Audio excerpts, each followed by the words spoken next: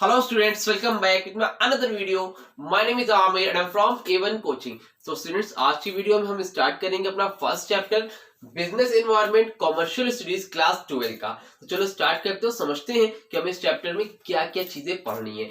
सबसे पहले हमें देखेंगे कि बिजनेस एनवायरनमेंट का मतलब क्या होता है, मीनिंग क्या होती है बिजनेस एनवायरनमेंट का, क्या टर्म है, क्या मतलब है इसका। ठीक है, तो बिजनेस का मतलब समझते हो जहां पर बाइंग एंड सेलिंग होती है, जहां सामान खरीदे और बेचे जाते हैं। ठीक है, किस पर्पज से, अर्निंग करने के लिए, प्रॉफिट कमाने के लिए। इतना तो आपको पता है बिजनेस का मतलब। अब एनवायरनमेंट का मतलब क्या है? एनवायरनमेंट का मतलब समझते हो हमारे आसपास का जो माहौल होता है, हमारे आसपास का एटमॉस्फेयर, वातावरण, ठीक है, जो चीजें होती हैं, तो वो सारी चीजें क्या है। तो बिजनेस एनवायरनमेंट नॉर्मली देखो इसका मतलब होता है, सपोज मान लो ये आपका बिजनेस है, आप यहाँ पर बिजनेस करते हो, तो इसके आसपास सराउंडिंग जो सारी चीजें हो रही हैं उसकी वजह से जो आप पे बिजनेस पे इफेक्ट पड़ता है, उसी को हम लोग क्या बोलते हैं, बिजनेस एनवायरनमेंट। अब वो आपके लिए अच्छा भी हो सकता है, वो आपके लिए खराब भी हो सकता है। जैसे सपोज मान लो आप बिजनेस कर रहे हो, अब मान लो गवर्नमेंट ने कोई नई पॉलिसी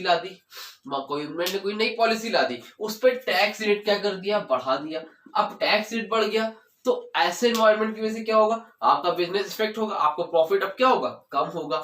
या फिर मान लो आप कोई बिजनेस कर रहे थे, अब मान लो उसका बिजनेस उसका पैशन क्या हो गया, चेंज हो गया। अब फैशन अगर चेंज हो गया, अगर फैशन चेंज हो जाएगा, मान लो आप क्लोथ का बिजनेस करते थे, आपने इकट्ठे सामान मंगा लिए, फैशन चेंज हो गया, तो आपका बिजनेस क्या होगा, इफेक्ट होगा।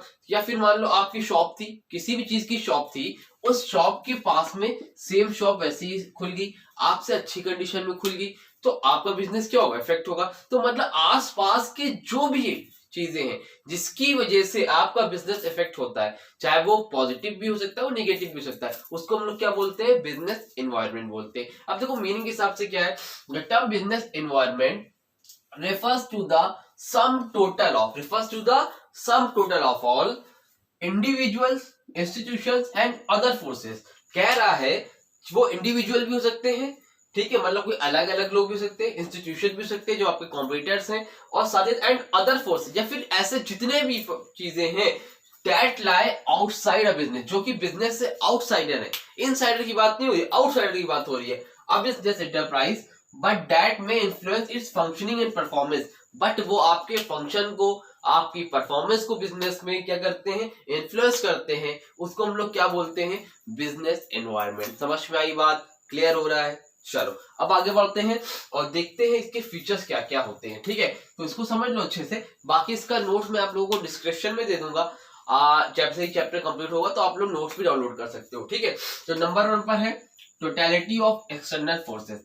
टोटलिटी ऑफ एक्सटर्नल फोर्सेस पहला फीचर्स है। इसका मतलब क्या है कि इसमें जितने भी एक्सटर्नल फोर्सेस है, टैक्स वाला, फैशन वाला, है ना, कॉम्पिटिटर्स, इंडिविजुअल, मतलब कोई भी है, तो वो सारी चीजों को क्या है मिला के टोटलिटी ऑफ एक्सटर्नल फोर्सेस बनता है। मतलब जितने भी एक्सटर्नल फोर्सेस है वो सारे बिजनेस एनवायरनमेंट में आते हैं। नंबर 2 पर क्या है, जनरल एंड स्पेसिफिक फोर्सेस।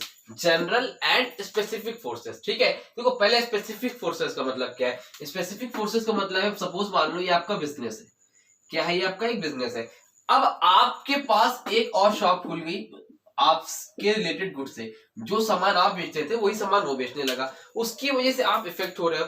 जब किसी इंडिविजुअल को फर्क पड़ता है, इंडिविजुअल मतलब खाली एक पर्सन को फर्क पड़ रहा है, खाली आपको फर्क पड़ रहा है, उसको हम लोग क्या बोलेंगे, स्पेसिफिक फोर्सेस। मतलब एक लोग को फर्क पड़ रहा है, इंडिविजुअली फर्क पड़ रहा है। ठीक है, लेकिन जनरल फोर्सेस का मतलब क्या है, जनरल फोर्सेस मतलब गवर्नमेंट पॉलिसी नहीं ला दी, टैक्सेस पॉलिसी ला दी, या कुछ भी, कोविड आ गया, कोविड की वजह से बिजनेस इफेक्ट हो गया, सारी दुकानें बंद हो गई, बिजनेस नहीं चल रहा है, या फिर मान लो ऑनलाइन बिजनेस अच्छे से चलने लगा, तो इसका मतलब क्या है, यहाँ पर जनरल फोर्सेस, मतलब उसमें क्या हुआ, कुछ अच्छा हुआ सबके साथ अच्छा हुआ, खराब हुआ सबके साथ खराब हुआ, उसको हम लोग क्या बोलते हैं, जनरल फोर्सेस। समझ में आई बात।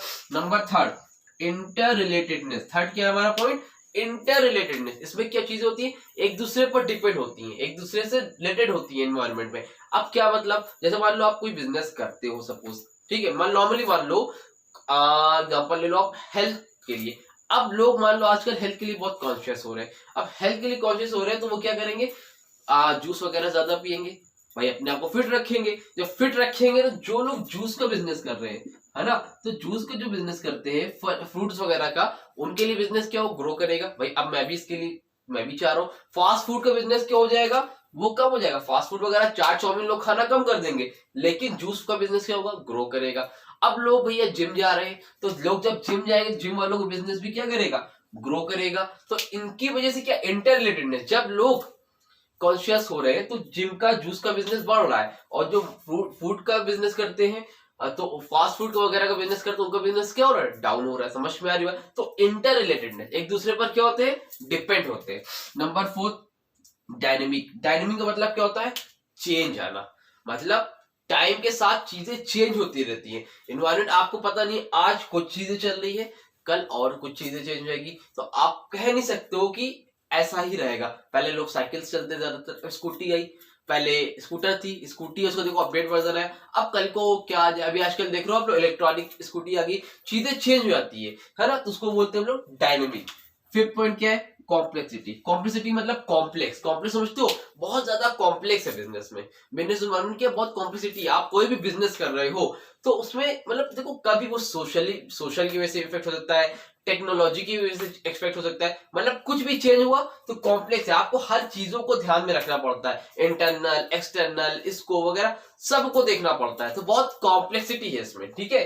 Number 6, uncertainty. अनसर्टेनिटी मतलब अनिश्चितता।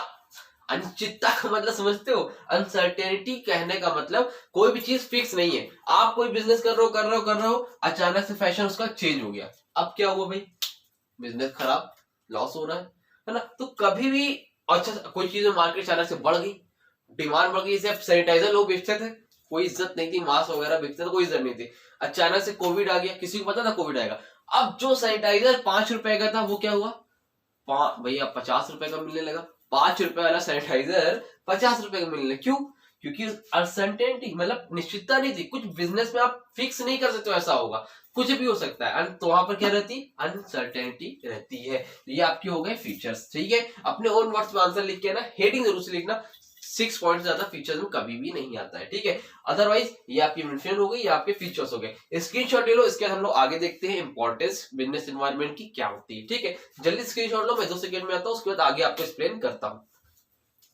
हाँ तो चलिए आगे बढ़ते हैं और देखते हैं कि इंपॉर्टेंस क्या क्या होती है बिजनेस एनवायरनमेंट की। इंपॉर्टेंस का मतलब समझते हो ना, क्यों जरूरी है, क्या काम है बिजनेस एनवायरनमेंट का, ठीक है। तो नंबर 1 पर है first mover advantage. First mover advantage का मतलब क्या है, देखो अगर आप अवेयर हो, अगर आप अपने आसपास के एनवायरनमेंट को लेके अवेयर हो, आप जान रहे हो, देख रहे हो कि हाँ यहाँ पर ये चीजें हो रही हैं, तो आप अपने कॉम्पिटिटर से, आप अपने कॉम्पिटिटर से क्या कर सकते हो, आगे निकल सकते हो। आपको लगा कि यहाँ पर चीजें चेंज हो रही हैं, बिजनेस में ये होने वाला है, तो आप उनसे पहले अपने आप को शिफ्ट कर सकते हो।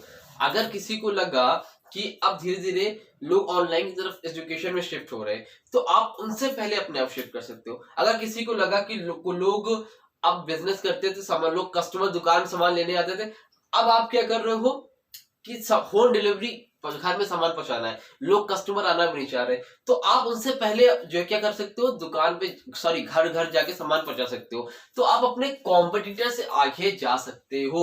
अगर फर्स्ट मूवर एडवांटेज, आप उससे पहले क्या कर सकते हो, अपने आपको आगे कर सकते हो अपने कॉम्पिटिटर के कंपैरिजन में, ठीक है। Number 2, early warning signal. नाम समझ में आ रहा है, अर्ली वार्निंग सिग्नल। अगर आप अपने आसपास के एनवायरनमेंट को जज करते रहोगे, देखते रहोगे, अवेयर रहोगे, तो वो आपके लिए क्या होता है, अर्ली वार्निंग सिग्नल होता है कि भाई चीजें चेंज हो रही है, एनवायरनमेंट यहाँ का ये हो रहा है। तो आप अपने आप को वो टाइम आने से पहले क्या करो, अपने आप को भाई बचा लो, जो चीजें चेंज कर सकते हो कर लो। अगर पता रहेगा हमें कि ऐसा होने वाला है, तो हम प्लानिंग कर सकते हो, उसके लिए पहले से प्लान कर सकते हो। और जो आपके साथ अच्छा खराब, अच्छा तो सबको अच्छा ही लगेगा, अगर कोई चीज खराब होने वाली है तो आप उसके लिए क्या कर सकते हो, अवेयर रह सकते हो और उसको होने से बचा सकते हो। Number 3, customer focus. कस्टमर का फोकस क्या है, बिजनेस एनवायरनमेंट से आप कस्टमर पर फोकस कर सकते हो। आपने देखा कस्टमर को क्या नीड है, आपके पास मान लो एक पर्सन था, राहुल। राहुल भाई छोटे परिवार से था, अब एक भाई इसको जो है शैम्पू चाहिए हुआ करता था, बड़े बड़े जो आते थे 50 रुपए, पहले नहीं खरीद पाता था, या इसको हॉर्लिक्स पीना होता था, चलो हॉर्लिक्स के लेते हैं, ठीक है, इसको हॉर्लिक्स पीना हुआ करता था, लेकिन इसके पास पैसे नहीं थे कि आधा किलो वाली शीशी जाके खरीद सके। अब 200 रुपए का मिलता था, बेचारा खरीद नहीं पाता था। अच्छा, कंपनी ने देखा राहुल जैसे से बहुत से बच्चे हैं, कंपनी ने देखा राहुल जैसे ऐसे बहुत से बच्चे हैं जो हॉर्लिक्स नहीं पी, मतलब चाहते तो है खरीदना बट खरीद नहीं पाते हैं, फुटकर में पैसे हैं लेकिन नहीं है, तो कंपनी ने क्या किया, एक छोटा वाला पैकेट निकाला। छोटा वाला पैकेट समझते हो, स्मॉल पैकेट, स्मॉल पैकेट निकाला जिसमें आपको 5 रुपए का बॉर्नवीटा मिलता है, 5 या 10 रुपए का हॉर्लिक्स आता है, छोटे वाले पैकेट में आता है कि नहीं आता है। शैम्पू पाउच वाले में शैम्पू छोटा छोटा आता है, ऑयल की शीशी, नारियल की शीशी 2 रुपए वाले में आती है। क्यों आती है? क्योंकि उन्होंने देखा कस्टमर की नीड है, उन्होंने कस्टमर फोकस किया, और वो देखो बिकता है, मार्केट में सक्सेसफुल है, लोग खरीद रहे हैं। तो आप अगर एनवायरनमेंट को बारे में समझोगे तो आप क्या रहोगे, चीजों के लिए अवेयर रहोगे, कस्टमर पर फोकस कर पाओगे। फोर्थ पॉइंट है आपका स्ट्रेटेजी फॉर्मुलेशन। फोर्थ पॉइंट क्या है आपका, स्ट्रेटेजी फॉर्मुलेशन। आप स्ट्रेटेजी बना सकते हो, आप देख सकते हो कि भाई कंपनी को क्या जरूरत है, उस हिसाब से आप अगर आसपास के एनवायरनमेंट के लिए आप जो है पता रहेगा आपको चीजें, तो आप अपने लिए एक स्ट्रेटजी बना सकोगे, हाँ हमें इस तरह से काम करना है। और अगर आपको एनवायरनमेंट के बारे में पता ही नहीं है तो आप स्ट्रेटजी कहाँ से बनाओगे, पहले आसपास के माहौल को देखोगे ना, उसी हिसाब से तो काम करोगे। तो स्ट्रेटजी बनाने में आपकी हेल्प करता है।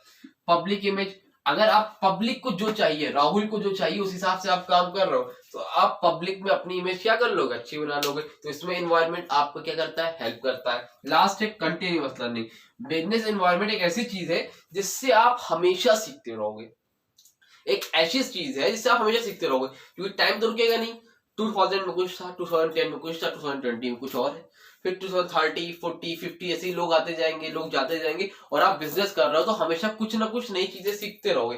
क्योंकि अगर बिजनेस में टिकना है तो आपको एनवायरनमेंट को समझना होगा, आपको हमेशा अपने आप को अपग्रेड करना पड़ेगा। अगर आप टाइम के साथ अपग्रेड नहीं करोगे अपने आप को तो काम आपके खत्म। नोकिया से एग्जांपल है, नोकिया ने एंड्रॉइड को चूज नहीं किया था, आप लोगों को पता होगा, सैमसंग ने एंड्रॉइड को चूज किया था। सैमसंग देखो कहां निकल गया, नोकिया कंपनी हुआ करती थी जो आपका जो मोबाइल वाला फोन आता था उसका नाम कीपैड वाला, कितना उसका फेमस था, बट टच में उतना फेमस नहीं हो पाया, स्मार्टफोन उतना नहीं हो पाया। क्यों नहीं हो पाया?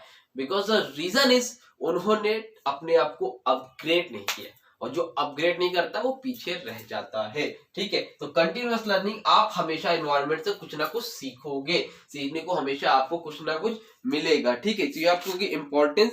अब इसके बाद आपका आता है माइक्रो एनवायरनमेंट और मैक्रो एनवायरनमेंट और शॉर्ट एनालिसिस। ठीक है, तो अभी आपका हम लोग इंपॉर्टेंस तक ही रखते हैं बिजनेस एनवायरनमेंट है, ये आपका पार्ट 1 था। यहाँ तक कोई कम आपको प्रॉब्लम होगी तो कमेंट सेक्शन में, इंस्टाग्राम पे कांटेक्ट करके मुझसे पूछ लेना। हर वीडियो के 2 पार्ट आएंगे मैक्सिमम, और 2-2 पार्ट में मैं आपका एक चैप्टर कंप्लीट करवा दूंगा। अगर वीडियो अच्छी लगी हो तो वीडियो को लाइक करिएगा, चैनल को सब्सक्राइब कर दीजिएगा, और अपने जितने भी फ्रेंड्स वगैरह हैं उनको शेयर कर दी, क्योंकि ऐसी कॉमर्स का इतना सिलेबस यूट्यूब पे अवेलेबल है नहीं।